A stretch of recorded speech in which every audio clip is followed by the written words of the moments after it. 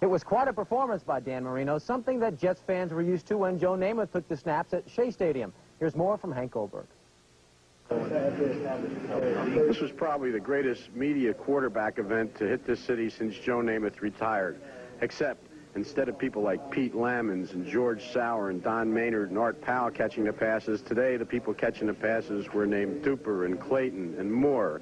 What was amazing, though, is the way that Marino stood there in the face of not only media pressure, but also the pressure of Mark Gastineau, who can be a great disruptive force in anybody's offense. But Dan was calm, collected, threw for over 400 yards again. He's just an amazing athlete, an amazing quarterback. He's turned this city upside down, or at least on its ear. I'll tell you one thing about Marino, though. The big play of the game today was one he made defensively. They can talk about the 400 yards and all that, but when he made that tackle on that fumble recovery and pitch out and run, he saved the ball game with his tackling ability, not with his throwing ability.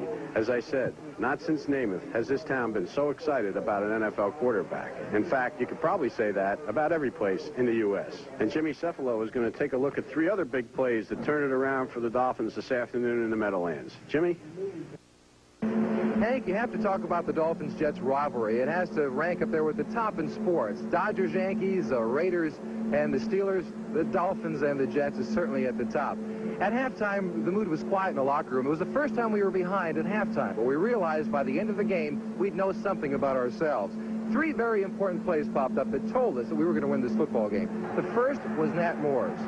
His spinning 360-degree turn catch was one of the toughest that I've ever seen. And as a wide receiver, I realized how difficult they are.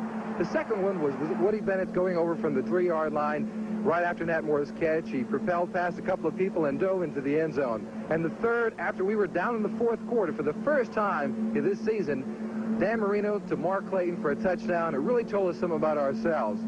You have to wonder, are we for real at 10-0? Well, after today's gut check, the answer has to be yes. Tony?